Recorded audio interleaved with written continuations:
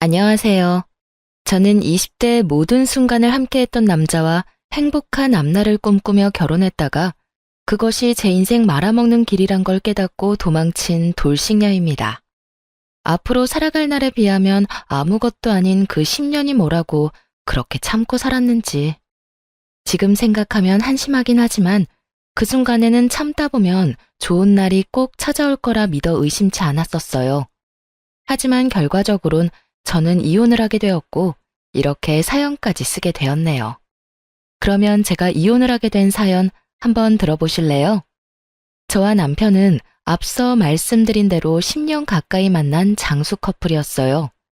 대학교 때부터 만난 저희는 오래 만나와서인지 양쪽 집에도 서로 왕래하며 서로의 부모님은 물론 형제 자매까지도 가까이하며 잘 지내곤 했죠. 저희는 각자 취업하고 30대가 되던 해에 결혼하게 되었고 양갓집에서도 큰 반대 없이 결혼을 허락해 주셨죠. 시댁은 친정에 비해 부유한 편은 아니었는데 시부가 퇴직하며 투자를 잘못하는 바람에 집도 팔고 전세살이하고 있었고 그나마 노후 자금으로 조금 빼놓은 것이 시댁 재산의 전부였어요. 그런 시댁과는 달리 친정엔 물려받은 재산이 있었어요. 아빠가 미리 투자 목적으로 사둔 건물이 많이 오르기도 했고 공실도 없이 세도 꽤 받던 터라 생활 걱정은커녕 일을 하지 않아도 따로 모이는 돈도 있으니 이 정도면 꽤 사는 정도였죠. 이러한 집안 차이에도 부모님은 괜찮다며 두 사람만 잘 살면 된다며 저희의 결혼을 지지해 주셨죠. 하지만 막상 결혼을 준비하는 과정에서 준비가 되지 않아도 너무 되지 않은 남편의 형편에 실망스러운 내색도 하시긴 했었습니다. 직장 생활을 한 지가 언젠데 모은 돈이 그렇게 없다는 게 말이 되니? 동훈이 집이야. 아버지가 그렇게 되시면서 힘들어졌다고 쳐도 동훈이는 직장 생활을 하면서 어느 정도는 모아뒀을 거라 생각했는데 이건 거의 없는 거나 마찬가지지 않니? 이래서 살림살이도 못 사겠네. 에이, 엄마. 내가 돈 많고 능력 좋은 사람 만나서 결혼할 거면 동훈이랑 결혼한다고 했겠어? 엄마도 늘 그랬잖아. 젊어 고생은 사서도 한다고. 그러니까 너무 나쁘게만 보지 말고 그간 월급 받아 집안 돕는다고 따로 모으진 못했다고 좋게 생각해줘. 아휴, 누가 그걸 몰라서 이러니? 아무리 생각해도 고생은 너만 할 것 같아서 그래. 이렇듯 본격적인 결혼 이야기가 오가게 되며 남편이 수중에 가진 것이 너무 없다는 사실을 알게 되었지만 저는 상관없었어요. 남편과 시댁에선 형편상 집을 사는 것은 무리일 것이라고 저에게 솔직하게 말해주기도 했었고 제 생각엔 그건 큰 문제가 되지 않는다고 생각했으니까요. 저는 엄마에게 말했듯이 남편의 능력이나 시댁의 부를 보고 남편과 결혼하려는 게 아니었거든요. 그래서 집안 차이 정도야 대수롭지 않았고 집을 마련할 때도 굳이 어려운 남편이 아닌 상황이 되는 제가 마련하기로 했죠. 그렇게 마련한 집은 아빠의 권유로 제가 20대 중반에 사두었던 소형 아파트에서 신혼을 시작하게 되었죠. 저 덕분에 아들이 돈 한 푼 들이지 않고 자가 아파트에서 살게 되자 시모는 저에게 틈만 나면 이런 말을 하곤 했어요. 아유, 우리 예쁜 아가. 복덩이도 이런 복덩이가 또 없다. 네 덕분에 우리 아들이 집 걱정 없이 편하게 살겠구나. 나는 너희한테 바라는 거 없어. 그저 바란다면 너희가 그저 행복하게 잘 사는 거. 그거 하나 바란단다. 이렇게 저를 지나치게 치켜 세워주며 딱 하나 바라는 것은 저희가 잘 사는 것뿐이라던 시모는 신혼집으로 놀러 올 때마다 이런 말도 더불어 하곤 했어요. 역시 볼 때마다 좋구나. 집도 넓고 전망도 좋고 교통편도 좋고 어디 하나 빠지는 게 없어. 교통편은 좋긴 해요. 덕분에 그이나 저나 출퇴근할 때 편해요. 그렇지? 집값도 많이 오르지 않았니? 네가 처음 이 집 살 때에 비하면 한 2배, 3배 가까이 오르지 않았니? 네? 그게 계산해보진 않아서 자세히는 모르겠네요. 내가 계산해보니 2배는 훌쩍 넘은 것 같더라. 어쩌면 그 나이에 이런 집을 마련할 생각을 했는지 다시 생각해도 넌 복덩이야. 저조차도 알아보지도 계산해보지도 않은 집값을 시모는 시시때때로 계산하고 있는 듯 했고, 그런 시모의 모습이 이상하다 싶긴 했지만 그냥 그런 사람인가 보다 하고 별 대수롭지 않게 생각했어요. 그러던 어느 날부터인가 집에 음식이라든지 장봐둔 재료들이 없어지는 걸 느끼게 되었어요. 자잘하게는 친정에서 받아온 밑반찬부터 시작해 과일, 고기, 얼려둔 생선까지 감쪽같이 없어지는 것이 아니겠어요? 남편이 먹었다기엔 늘 집을 함께 나서고 저녁을 함께 먹기에 그럴 시간이 없었고, 도둑이 들었다고 생각하기엔 음식 위주로 사라지니 참 이상했죠.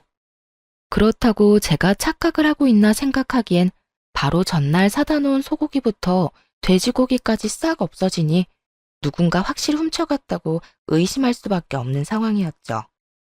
전 관리사무소를 찾아가 상황을 설명한 후 엘리베이터 CCTV를 돌려보게 되었고, 도둑의 정체를 알게 된 저는 경악을 금치 못했습니다. 그간 집안의 냉장고를 털어간 범인은 다름 아닌 시모였더라고요. 시모는 우리가 출근한 사이 아무도 없는 집으로 당당하게 들어가 음식들을 퍼나르고 있더군요. 두 눈으로 보고도 믿어지지 않는 상황들을 보며 저는 입을 다물지 못했죠. 저는 알려준 적 없는 비밀번호를 당당하게 누르고 들어간 것을 보니 이런 상황이 일어나게 된 원인은 온전히 남편에게 있었죠. 저는 지체하지 않고 남편에게 전화를 걸었어요. 당신 어머니한테 우리 집 비밀번호 알려드렸어? 저번에 엄마가 반찬 가져다 준다고 좀 알려달라고 하길래 알려줬는데? 왜? 반찬을 가져다 주기는 개뿔. 되려 집안 살림을 거덜내는 것을 전혀 모르는 남편은 영문을 모른다는 듯 이유를 묻더군요. 저는 그런 남편에게 최대한 화를 내지 않으려 노력하며 말을 이어나갔어요. 아니, 얼마 전부터 밑반찬하고 고기, 생선, 과일까지 사다 놓기만 하면 없어지길래 이상하기도 하고 무섭기도 해서 CCTV 봤거든. 그런데 글쎄, 어머님이 우리 없을 때 오셔서 다 가지고 가셨더라고. 그래? 뭐 그러실 수도 있지. 그래서 아까워? 아까운 것보다 조금 황당해서 그렇지. 아무리 어머님이라도 아무도 없는 집에 들어와서 묻지도 않고 다 가져가시는 건 아니지. 당신이 어머님께 잘 말해줘. 다음부터 필요하신 거나 드시고 싶은 거 있으면 연락하시라고. 그리고 아무도 없는 집에 오는 것도 좀 그렇다고 말이야. 그리고 당신도 그래. 집 비밀번호를 나하고 상의도 안 하고 알려드리면 어떻게 해? 당신 혼자 사는 집도 아니고 나도 함께 사는 집이잖아. 나한테 상의 정도는 했어야지. 저는 아무래도 이건 아니다 싶어 아닌 건 아니라고 남편에게 말했고, 남편은 제 말에 득달같이 화를 내며 이렇게 말하더군요. 뭐? 그까짓 거 얼마나 한다고 그딴 말을 전하래. 그리고 우리 엄마가 우리 집에 온다는데 아무도 없든 말든 그게 무슨 상관이야? 당신 지금 당신이 마련한 집에 내가 들어가서 산다고 지금 무시하는 거야? 무슨 사람을 거지로 하나? 우리 엄마가 고기 사 먹을 돈이 없어서 그런 걸 가지고 갔다 이거야 지금? 무슨 말을 그렇게 해? 나는 그런 말이 아니잖아. 아무리 어머님이라고 해도 우리 집에 그렇게 맘대로 왔다 갔다 하는 건 아니니까 잘 전해달라는 말이잖아. 음식도 어머님이 돈이 없어서 그렇다는 게 아니라 나도 다 필요해서 사다 놓은 건데 어머님이 그렇게 말도 안 하고 가지고 가면 내 입장에선 곤란하다고 말하는 거야. 왜 이런 말을 집 이야기로 받아들여? 당신 지금 너무 베베 꼬인 거 알지? 됐고. 당신 말대로 집에 아무도 없을 때 오지 말라고 할 테니까 끊어. 나 일해야 해. 지금 화내야 할 사람이 누구인데 누가 화를 내는 것인지 모르겠더라고요. 상의 한마디도 없이 집 비밀번호를 알려준 것도 화가 머리끝까지 날 일인데, 자신의 엄마가 집 냉장고를 털어갔다는 이야기를 듣고도 저에게 저리도 당당할 수가 있는지 도저히 이해되지 않기도 했고요. 남편의 적반하장인 태도에 저 역시 화가 더욱 끌어올랐고, 남편이 돌아오면 진지하게 이야기를 나눠봐야겠다고 생각하고 있었어요. 그런데 막상 퇴근하고 돌아온 남편은 통화할 때와는 전혀 다른 모습으로 저에게 사과를 하기 시작하더군요. 여보, 아까는 내가 미안해. 회사에서 좀 안 좋은 일이 있었는데 당신한테 그런 말까지 들으니까 괜한 자격지심에 말이 나쁘게 나가버렸어. 우리 엄마가 잘못한 일이 분명한데 내가 미안해. 그리고 비밀번호도 당신한테 아무 말도 하지 않고 알려줘서 미안. 나는 그냥 엄마가 반찬 만들어서 냉장에 넣어두고 간다고 하니까 대수롭지 않게 생각하고 그냥 알려줬던 거지 다른 뜻은 없었어. 저렇게 저자세로 나오니 잔뜩 화가 났던 마음이 조금 풀리더군요. 무엇보다 회사에 있는 사람한테 전화로 그런 이야기를 했다는 것이 마음에 걸리기도 했고요. 여보, 당신 마음 잘 알겠어. 나도 당신 회사에 있는 시간에 집안일로 전화해서 미안해. 앞으론 이런 일로 얼굴 붉히는 일 없도록 신경 써줘. 나도 다른 건 몰라도 회사에 있을 땐 이런 일로 전화하진 않을 테니까. 알겠어. 엄마한테 앞으로 집에 마음대로 오는 건 자제해달라고 좋게 이야기할게. 당신 곤란하지 않도록 잘 이야기할 테니까 이제 걱정하지 마. 이 사건 이후 남편이 말을 잘하긴 했는지 시모가 아무도 없는 집에 오는 일은 없었어요. 그런데 주말처럼 우리가 쉬고 있을 때 집으로 오는 날이 잦아졌고 그럴 때마다 음식을 대신해 아예 다른 걸 사달라고 부탁하더군요. 어느 날은 누가 봐도 티나게 억지 장기침을 하더니 공기청정기가 없어 그렇다며 하루 종일 기침을 해대는 바람에 공기청정기를 사드렸고 어느 날은 우리 집 TV가 크고 좋다고 하며 하루 종일 TV 타령을 하는 바람에 남편이 결국 TV를 바꿔준다고 하고 나서야 집으로 돌아가더군요. 무슨 5살짜리 애도 아니고 갖고 싶다고 떼쓰는 모양새와 다름이 없었고 올 때마다 한두 푼짜리도 아닌 가전제품들을 뜯어내니 시모의 방문이 무서울 지경이더군요. 그렇다고 해서 딱 잘라 안 된다고 하기에도 좀 그런 상황이었고요. 하지만 어느 날은 또 집으로 놀러와 세탁실에 있는 세탁기와 건조기를 만지며 참 좋다고 하는데 정말 이건 아니다 싶더군요. 저희 부부가 무슨 억대 연봉을 받는 사람들도 아니고 이때껏 마련해드린 것들도 할부가 갚아나가느라 힘든 지경인데 세탁기와 건조기가 말이나 되는 상황이냐고요. 시모는 저의 예상대로 온종일 세탁기와 건조기 타령을 해댔고 남편은 당장이라도 사줄 요량으로 시모의 말에 맞장구를 치고 있더군요. 저는 그 두 사람을 막아야만 했고 결심이 선 저는 두 사람 앞에 앉아 이렇게 말했습니다. 세탁기, 건조기 있으면 좋지. 여보, 들어보니 어머님이 갖고 싶어 하는 것 같은데 장만해드려. 정말? 정말 사드려도 돼? 어머 아가, 정말 나 사도 되겠니? 그럼요. 사는 김에 우리 친정 것도 같이 결제하고. 우리 엄마도 세탁기하고 건조기 갖고 싶다고 했는데 이왕 사는 거 양쪽 집 똑같이 사드려야 하지 않겠어? 사는 김에 TV랑 공기청정기도 같이 사드리자. 저번에 어머님 댁에 사드렸으니까 우리 집에서 다 사줘. 알겠지? 제 말에 화색이 돌던 두 사람의 얼굴은 순식간에 사색이 되었고 저는 그런 두 사람의 반응에도 아랑곳하지 않고 남편의 휴대전화를 빼서 친정에 보냈으면 하는 공기청정기와 TV, 세탁기와 건조기까지 장바구니에 넣어두고 이렇게 말했어요.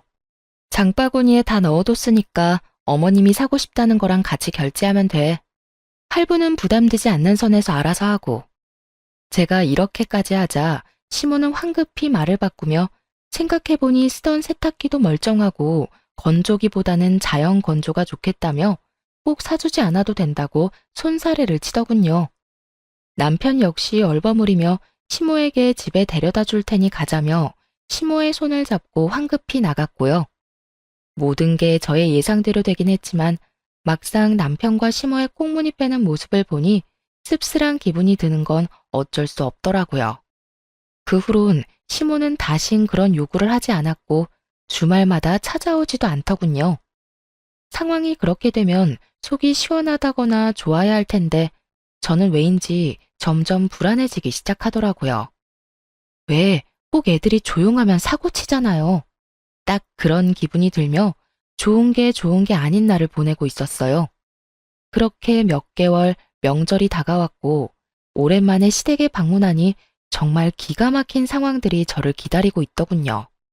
시댁에는 제가 보지 못한 소파, 식탁들이 자리하고 있었고 아차 싶은 마음에 세탁실에 가보니 아니나 다를까 시모가 갖고 싶어 하던 건조기와 세탁기가 떡하니 자리 잡고 있더군요.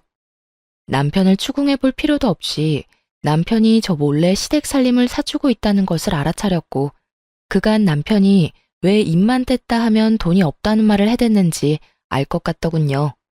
마음 같아서야 그 자리에서 남편을 쥐잡듯 잡아버리고 싶었지만 친인척이 다 모인 자리에서 차마 큰 소리를 내지 못하고 꾸역꾸역 얼마나 참았는지 모릅니다. 극한의 인내로 참아내는 그 순간에도 도저히 제 상식으론 이해가 되지 않더군요. 저희 친정은 제가 용돈을 드린다고 해도 저희 월급이라고 해봤자 뻔한데 본인들은 신경 쓰지 말고 저희 두 사람이나 잘 살라고 하는 판국인데요. 아무리 시댁이 힘들다고 하더라도 매번 한두 푼짜리도 아니고 저렇게 비싼 가전가구를 양심도 없이 사달라고 하는지 정말 이해가 되질 않았어요. 그것뿐이겠어요. 사달라는 사람이나 그렇다고 사주는 사람이나 이해되지 않는 것은 매한가지였어요. 저의 입은 굳게 닫혀 있었지만 급격하게 굳어지는 표정은 숨길 수 없었죠.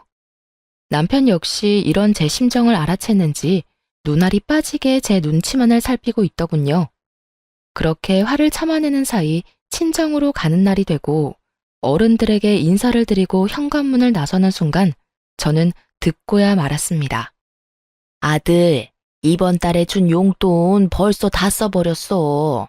명절도 있고 해서 돈 나갈 때가 많지 뭐야. 그래서 말인데 용돈 좀 더 붙여주면 안 될까? 이건 또 무슨 말인가 싶더군요. 용돈이라니 저는 전혀 몰랐던 사실이었거든요. 눈을 반짝이며 돈을 요구하는 시모의 모습에 남편은 당황한 표정으로 나중에 이야기하자곤 하곤 황급히 저를 끌고 시댁을 벗어나더군요.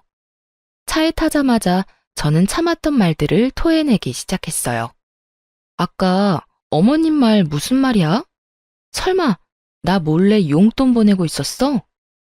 그게 부모님이 힘들다고 하길래 결혼하기 전까지 드리던 용돈이 있는데 갑자기 뚝 끊으니까 많이 힘드신 모양이더라고.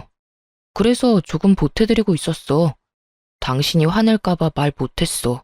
미안해. 나한테 정말 미안한 마음이 있긴 해. 아까 보니까 소파, 식탁도 새 것이고 세탁기, 건조기도 저번에 어머님이 갖고 싶어 하던 모델이던데 그것도 당신이 다 사준 거 아니야? 어, 맞아.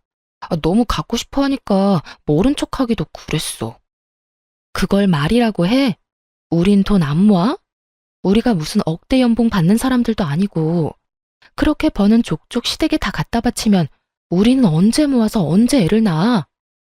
당신이 번 돈으로 당신 집 돕는 것까지 잘못됐다는 게 아니잖아.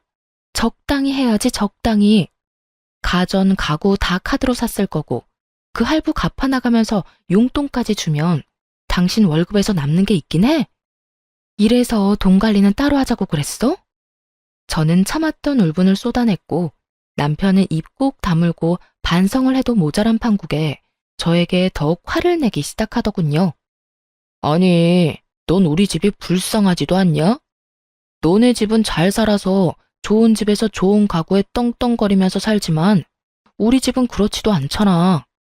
그래서 그런 우리 부모님은 좋은 거 좀 쓰면서 편히 살라고 사줬어. 용돈도 그래. 내 동생이 능력이 되는 것도 아니고 우리 집은 그래도 능력이 되잖아. 능력되는 자식이 부모 좀 도와주겠다는데 그게 그렇게나 잘못한 일이야? 말이야 바른 말이지. 남편이 무슨 능력이 되는 자식인가요? 집도 제 명의, 적금도 저 혼자 드는 적금만 있는데요. 남편의 꼬라지를 보아하니 아마 가전 가구도 신용카드로 결제한 게 틀림없었죠. 땡전 한 푼 없는 빚쟁이가 저리도 큰 소리를 치는 꼴을 보니 참 한심하기 그지없더군요. 지난 10년 세월 동안 왜 저딴 놈인지 몰랐는지 제가 한탄스럽기도 하고요. 그렇게 한참 친정으로 가는 내내 저흰 차 안에서 크게 싸웠고 친정 앞에 도착하자 남편은 저만 내려둔 채 혼자 차를 몰고 가버리더군요. 연애할 때부터 화가 나면 혼자 화를 가라앉히는 것이 남편의 루틴이긴 했지만 명절에, 그것도 결혼하고 처음 맞이한 명절에 저딴 식으로 행동하니 어이가 없더라고요. 이미 가버린 사람 끌고 올 수도 없는 노릇이고 어쩔 수 없이 혼자 친정집에 들어갔어요. 남편은 그래도 신경이 쓰이긴 했는지 부모님께 전화를 걸어 회사 일이 너무 바빠 저를 집 앞에 내려다주고 바로 회사로 왔다며 죄송하다는 말을 해놓긴 했더라고요. 그나마 친정 부모님껜 큰 걱정 끼치지 않고 명절을 마무리할 수 있었죠. 그때쯤 되자 저의 마음은 이미 제 생각보다 많이 상해버린 후였고 매번 시댁 일 때문에 큰 소리가 나는 것도 점점 지쳐가더군요. 그 후 남편과 화해 비슷한 걸 시도하긴 했지만 명확히 해결된 것은 없었고 그저 표면적으로 화해를 했을 뿐 저희는 꼭 필요한 말만 주고받는 대면대면한 사이가 되어가고 있었습니다. 그렇게 저의 마음이 상해가던 어느 날 회사에서 일을 하고 있는데 갑작스럽게 고열이 나기 시작하더니 기운이 하나도 없더라고요. 그래서 급하게 오후 반차를 쓰고 병원에 들렀다가 오후 2시에 집에 도착했어요. 그런데 현관에 남편 신발이 떡하니 보이는 거 아니겠어요? 설마 했는데 집에서 컴퓨터를 하고 있는 남편과 마주치게 되었죠. 분명 아침에 저와 함께 출근을 했던 남편인데 집에 있으니 무슨 일인가 싶더군요. 처음엔 저처럼 몸이 좋지 않은가 싶기도 했지만 저를 발견하고 화들짝 놀라는 남편의 모습에 수상함을 느끼고 남편을 추궁하기 시작했죠. 당신 왜 집에 있어? 회사는, 그게 어떻게 된 일이냐면, 그게 말이지 여보. 말 흐리지 말고 똑바로 말해. 회사에 있을 시간에 왜 집에서 이러고 있냐고. 꼴을 보니 방금 온 것도 아닌 것 같고. 똑바로 말 못해? 저의 추궁에 남편은 한참을 망설이더니 충격적인 사실을 털어놓기 시작했어요. 그게 사실은 회사 그만둔 지 며칠 됐어. 아니, 강 과장 그 자식이 하루가 멀다고 날 못 살게 굴잖아. 그래서 좀 들이박았더니 그 뒤로는 날 더 심하게 들들 볶아서 도저히 못 참겠더라고. 그래서 그냥 그만둬 버렸어. 뭐? 고작 그런 일로 회사를 그만둬? 당신이 무슨 애도 아니고 직장 상사가 싫은 소리 좀 했다고 회사를 관두면 어떻게 해? 아니, 애초에 퇴사하기 전에 나하고 상의 정도는 했어야지. 당신 나하고 결혼한 거 잊었어? 당신이 우리 집 가장인 거 잊었냐고. 나도 당신한테 말하고 싶었지. 그런데 당신도 알다시피 요즘 우리 좀 그랬잖아. 그래서 입이 안 떨어지더라고. 이것까지만 해도 머리끝까지 화가 나는데 남편은 눈치도 없이 제 화를 폭발시키고야 마는 말을 짓거리기 시작했어요. 이왕 다 온 김에 당신이 우리 집에 용돈 좀 주면 안 될까? 당신도 다 알잖아. 내가 우리 집에 용돈 주고 있던 거. 아직 회사 그만둔 거 말 못해서 용돈은 줘야 할 것 같은데 당신이 좀 주라. 나 요즘 재취업 준비하고 있으니까 금방 취업할 수 있을 거야. 그러니까 길어도 2달 정도만 당신이 좀 부담해줘. 너 진짜 제정신이야? 용돈 같은 소리 안 해 진짜. 지금 우리 생활이 다 무너지게 생겼는데 당신은 이 와중에 당신 집 용돈 걱정이나 하고 있어? 이게 무슨 말도 안 되는 소리야 도대체. 쓸데없는 소리 하지 말고 당신 집에 당장 용돈 못 준다고 해. 회사도 그만뒀다고 이실직고 하고. 그래야 당신 집에서 당신한테 뭐 사달라는 말 따윈 안 할 거 아니야. 저는 결국 폭발하고야 말았고 남편은 그렇게까지 화를 내는 저를 처음 봤었기에 고개를 푹 숙이고 작은 목소리로 이렇게 말하더군요. 알겠어. 당신 뜻대로 할게. 그런데 우리 집에 말하는 건 조금만 기다려줘. 정말 입이 안 떨어져서 그래. 조만간 꼭 말할게. 꼭 말해. 알겠어? 그리고 퇴직금 받았지? 그거 다 내놔. 당신한테 뒀다간 그거마저도 어디에 어떻게 쓸지 믿을 수가 없으니까. 알겠어. 정말 이때쯤엔 이혼하고 싶은 마음이야 굴뚝이었지만 그간 함께한 세월이 뭔지 남편이 힘든 시기에 이 사람을 버린다는 것이 생각처럼 쉽지 않았고 무엇보다 그때까진 남편을 사랑하는 마음이 남아 이런 힘든 시기도 다 지나겠지 하며 애써 이혼에 대한 마음을 억눌렀죠. 그나마 다행인 것은 남편은 퇴직금의 일부로 카드값을 다 갚은 뒤였고 남은 퇴직금으로 한동안은 생활이 가능했던 터라 남편이 자신이 뱉은 대로 빨리 취업만 한다면 큰 어려움이 없는 상황이었죠. 물론 남편도 많이 반성한 것 같고 앞으론 상황이 점점 나아질 거라 믿었고요. 하지만 이런 저의 예상은 심으로 인해 산산조각이 나고 말았습니다. 남편의 용돈이 끊어지자 시모는 저에게 득달같이 연락을 하더군요. 아가, 혹시 바쁘니? 조금 바쁘긴 한데 잠시 통화할 시간은 돼요. 왜 그러세요? 무슨 일 있으세요?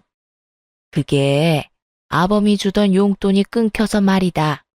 들어보니 네가 돈 관리하기 시작했다고 하던데 우리한테 주던 용돈 좀 입금해다오. 어머님, 저희도 요즘 생활 힘들어요. 그래서 드리는 말씀인데 한동안은 용돈 못 드려요. 뭐? 용돈을 못 줘? 너희가 한 달에 버는 돈이 얼만데 그까짓 돈 몇 푼이나 된다고 그걸 못 준다고 쪼잔하게구니? 그러지 말고 좀 붙여주렴. 말이야 바른 말이라고. 그게 다 네 돈이니?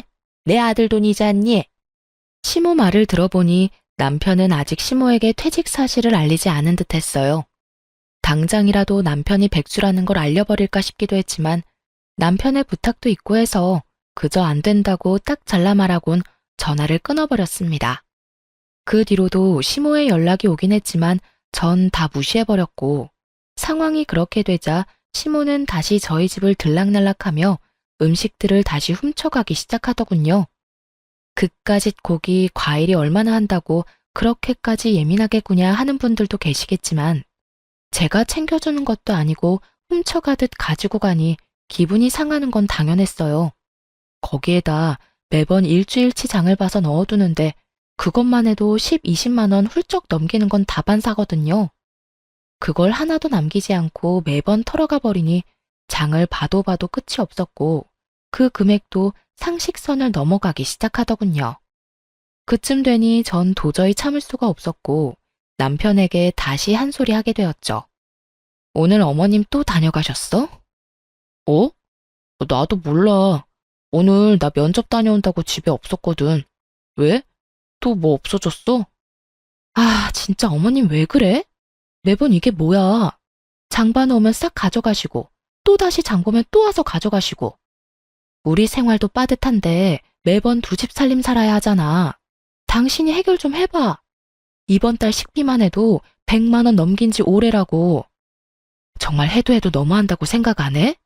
한 번만 더 이런 일 있으면 당신 입장이고 뭐고 회사 그만두고 백수 됐다고 다 말해버릴 테니까 그런 줄 알아? 뭐?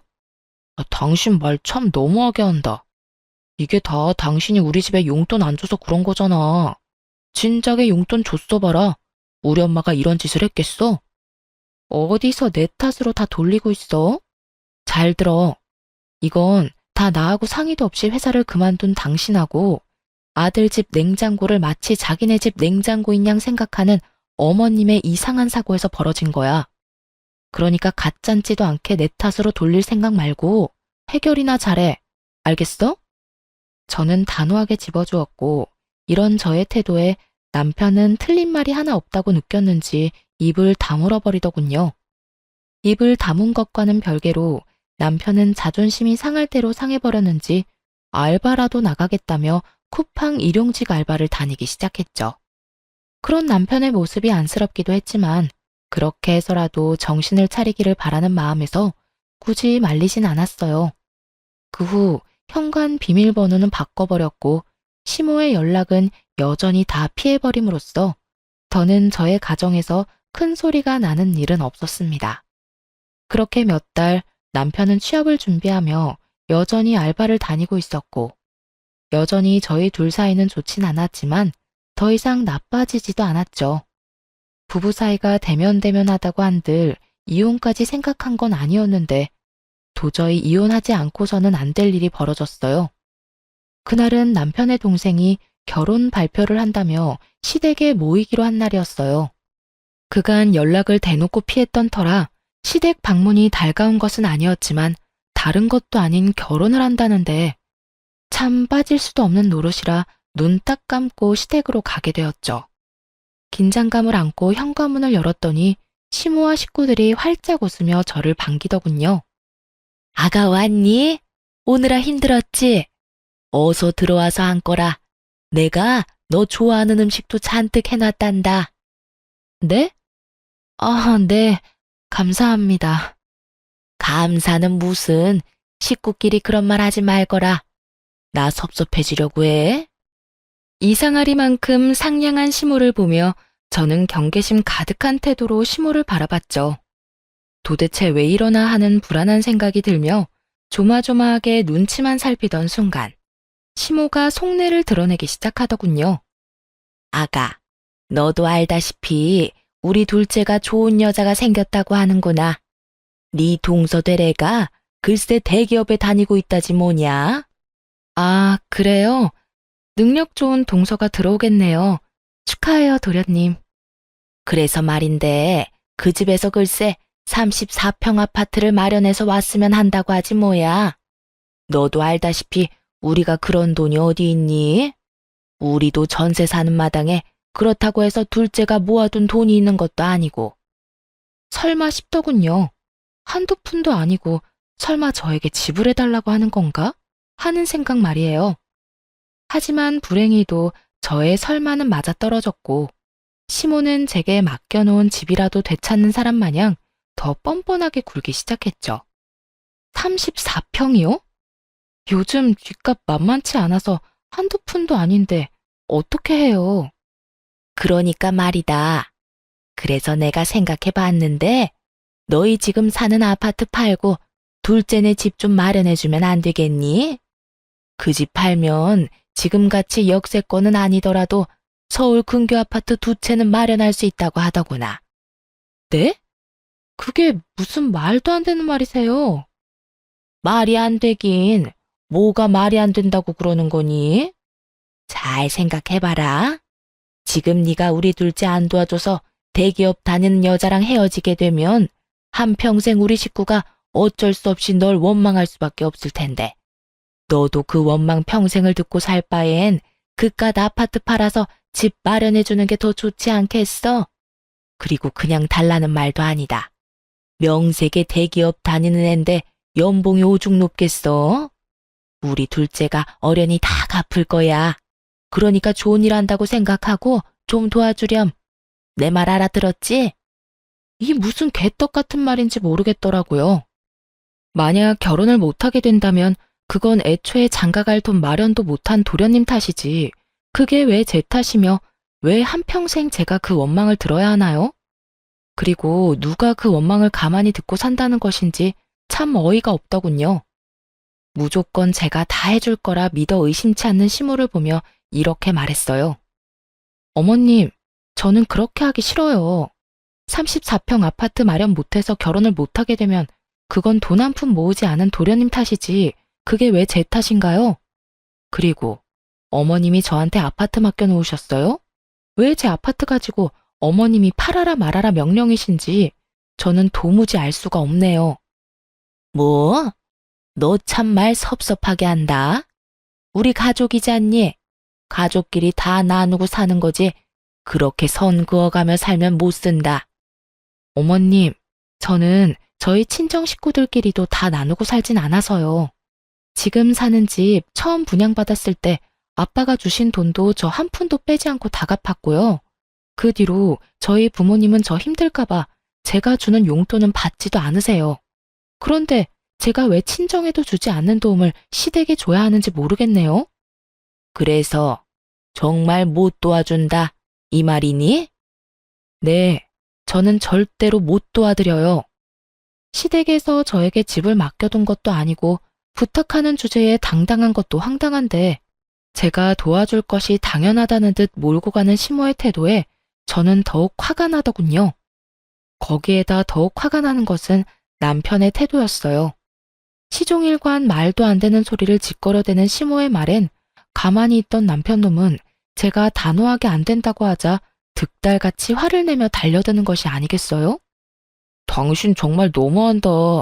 그까지 집 좀 팔면 되는 거지. 그게 뭐가 힘들다고 엄마가 저렇게까지 말하는데 딱 잘라서 안 된다고 해? 그까지 집? 당신이 그까지 시라고 말할 상황이 된다고 생각해? 제발 말하기 전에 당신 상황이나 되돌아봐. 도와줄 능력이 안 될 것 같으면 함부로 나서지도 말고. 알겠어? 뭐? 나서지도 말라고? 당신 진짜 말이 너무 심한 거 아니야? 내가 그래도 당신 남편인데 그딴 식으로 말할 거야? 심한 건 당신 집이겠지. 다른 것도 아니고 내 집을 팔아라 말아라 하는데 이건 심하다고 생각 안 해? 그리고 당신이 내 남편이 맞긴 해. 어떻게 남편이란 사람이 이런 상황에서 내 편을 들기는커녕 두 팔이 모자라게 당신 집만 감싸고 돌 수가 있어. 누가 봐도 말도 안 되는 요구를 하는 이 상황에서. 저와 남편은 시댁 식구가 있는 앞에서 언성을 높이며 싸우기 시작했고, 그런 저를 보던 시모는 저에게 삿대질하며 소리를 지르기 시작했어요. 이런 너같이 버릇없는 년은 생전 처음 본다. 여기가 어디라고 감히 내 아들한테 그딴 식으로 말하는 것도 모자라 고함을 질러대? 니까짓 게 뭐라고 내 아들한테 그딴 식으로 구냐 이 말이다. 년이라니요. 제가 뭘 잘못했다고 욕까지 들어먹어야 하나요? 욕먹을 하니까 욕먹는 거겠지. 내가 미쳤다고 멀쩡한 사람한테 욕이나 하겠어? 하여튼 다 됐고 나는 너같이 막대 먹은 며느리는 필요 없으니 당장 내 아들하고 헤어져. 시모의 입에선 결국 헤어지라는 말이 나오고 있었고, 헤어지라고 하면 제가 겁이라도 먹을 거라 생각했는지 의기양양한 표정으로 저를 바라보고 있더군요. 거기에다 남편 놈까지 합세해 저를 협박하기 시작하는데 속이 참 답답하더라고요. 그래, 엄마 말이 다 맞아. 나도 당신같이 가족 도울 줄 모르고 자기 입속밖에 모르는 이기적인 여자랑은 더는 못 살겠으니까 이혼하자. 이 난장판인 상황에서 남편의 말을 듣는데 제 머리가 오히려 맑아졌다면 여러분은 믿기세요? 무슨 부귀영화를 누리겠다고 왜 바보같이 이 거지 같은 상황을 참고 또 참으며 이혼만은 절대 안 된다고 생각했는지. 저 자신이 이해되지 않음과 동시에 한탄스러워지더군요. 생각이 빠르게 정리되고 나니 이혼을 협박이라고 하는 두 사람이 더욱 어이가 없어졌고 팔짱까지 끼고 어때? 겁나지? 라는 표정으로 바라보는 두 사람에게 아주 속 시원하게 답해줬죠. 네, 어머님 뜻대로 할게요. 그래, 우리 이혼하자. 그까짓 이혼하면 되지 뭐. 그까짓 게 뭐라고 이때까지 참았는지 참. 더는 나도 참기도 싫고 매번 당신 집 때문에 싸우는 것도 지긋지긋하던 참이었어. 그나마 당신하고 지낸 세월이 있어서 참았는데 이젠 그것도 힘들다. 그러니까 당신 말대로 이혼하자 우리. 저는 더는 화도 내지 않았고 거의 체념한 듯 말을 했고 그런 제 말에서 진심이란 걸 느꼈는지 남편은 말까지 더듬으며 저에게 되묻더군요. 당신 정말 나하고 이혼할 거야? 이혼할 수 있어? 남편의 입장에선 어찌 보면 당연한 반응이었겠죠. 제 집을 팔아 자기 동생에게 집을 사줄 요량으로 던진 마지막 카드였을 텐데 그 카드를 진심으로 받아버렸으니 놀라기도 당황스럽기도 했겠죠. 하지만 전 그 어느 때보다 진심이었고 저의 진심을 물어보는 남편의 눈을 똑바로 바라보며 이렇게 말해주었어요. 나 당신하고 이혼할 수 있어. 당신도 알잖아. 나 허튼 소리 하는 사람 아니라는 거. 특히나 이혼같이 중요한 문제는 더욱 그렇고. 남편의 저의 확고한 대답에 이건 아니라는 표정으로 고개를 숙였고 그런 저를 보며 시모는 기가 찬다는 듯 헛웃음을 뱉어내더군요. 참 차라리 잘 됐어. 집 있는 게 무슨 유세라고 콧대 높게 구는 꼴이 보기 싫었는데 잘 됐지 뭐. 아들, 이참에 그냥 이혼해. 엄마는 정말 저런 며느리 싫다.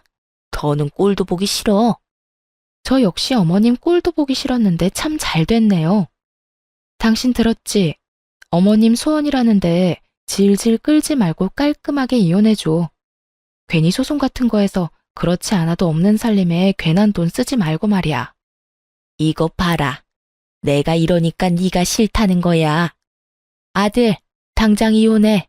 당장 이혼하고 네 동생 집값은 네가 대출받아서 좀 보태주렴.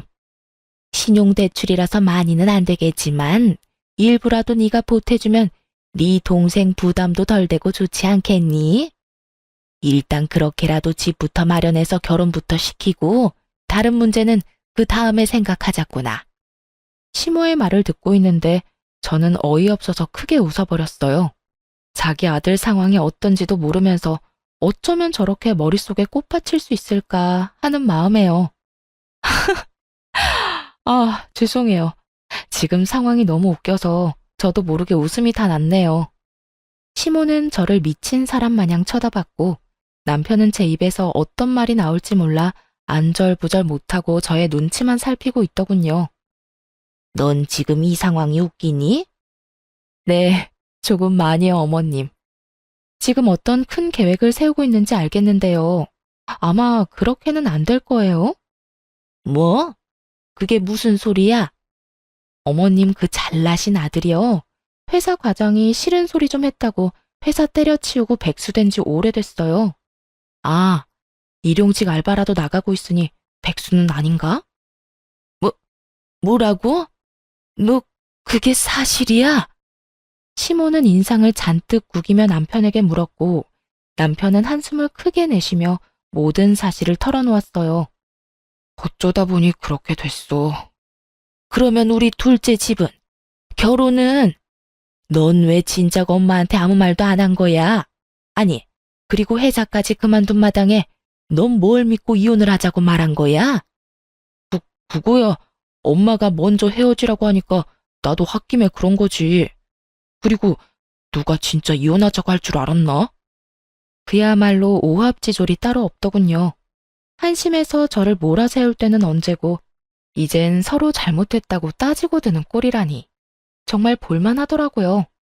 그렇게 한참을 옥신각신하던 두 사람은 아무리 생각해도 제가 가진 집밖에 답이 없다 싶었는지 제 눈치를 급하게 살피기 시작했고 구질구질하게 매달리기 전에 전 최후의 한 방을 날려버렸습니다. 이제 와서 제 눈치 살펴도 소용없고요. 저 사람이 일용직으로 일하는 회사가 그래도 큰 회사니까 대출이라도 알아보세요. 일용직이라 원하시는 만큼 금액이 나올지는 모르겠지만요. 그럼 저는 가볼게요. 저는 그렇게 자리에서 일어났고 남편은 제 바짓가랑이를 붙잡고 매달리기 시작하더군요. 여보, 이렇게 가면 어떻게 해? 우리가 함께한 세월이 얼만데 정말 이렇게 헤어질 거야? 너 치매 걸렸니? 먼저 이혼 이야기 꺼낸 건 내가 아니라 너야. 난 네가 하자고 하니까 알겠다고 했을 뿐이고. 그거야, 당신도 잘 알잖아. 정말 당신하고 이혼하려고 그런 게 아니라 그냥 당신 겁이나 주려고 그랬던 거. 의도가 어찌됐든 간에 당신이 먼저 이혼하자고 했고 나 역시 그 의견에 동의했어. 이게 지금 우리 상황이고 당신이 뭐라고 나를 붙잡던 그 상황은 변하지 않을 거야. 그러니까 그런 줄 알고 이혼이나 준비해. 저는 끝까지 매달리는 남편을 매몰차게 뿌리치고 집으로 돌아와 버렸고 집으로 돌아오자마자 남편의 짐을 킥으로 시댁에 보내버렸어요. 짐을 싸는 순간 지난 10년의 세월이 떠올라 얼마나 울었는지 모릅니다. 결혼 생활이 거지 같았기에 그렇지 연애하는 내내 참 행복했거든요. 그 행복하던 모든 순간도 결국 이혼이란 이름 아래 다신 떠올리기도 싫은 기억이 되어버렸지만요. 어찌되었든 전 마음을 다잡고 이혼을 진행했고 남편은 소송할 돈도 없는지 순순히 이혼 절차를 밟아주더군요. 이혼을 하며 위자료는 많이 받진 못했지만 그때라도 그 구렁텅이에서 빠져나왔다는 것을 위안 삼기로 했습니다. 저의 이혼으로 인해 당연히 그 잘난 시동생의 결혼은 없던 일이 되었고 쿠팡 알바 벌이만 믿고 전 시댁에 저 몰래 또다시 용돈을 퍼줬던 전 남편은 땡전 한 푼이 없어 대출까지 받아 위자료를 주게 되었어요.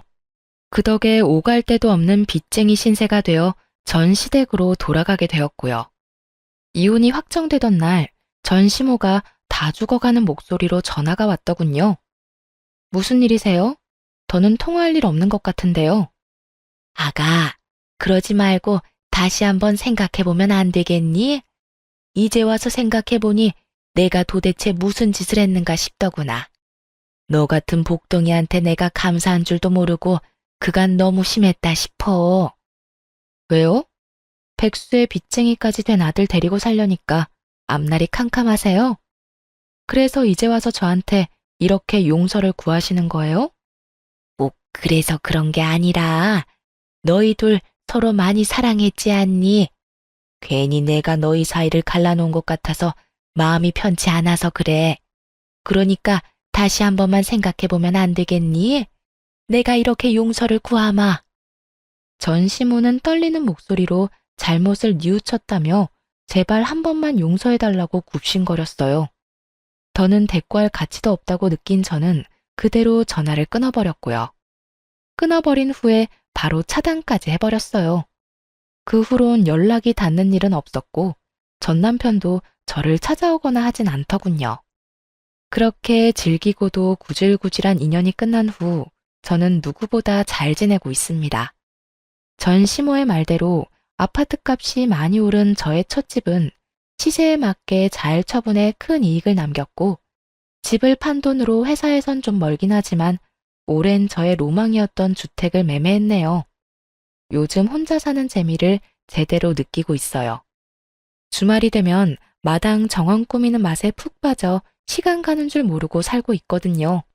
노동을 하면 잡생각이 들지 않은 점이 좋기도 하고 다 하고 나면 몸도 마음도 뿌듯할 만큼 멋지게 변해 있는 정원에 보는 재미도 있고요. 더없이 좋은 취미 생활이라고 생각이 드네요. 저에게 잘 맞기도 하고요.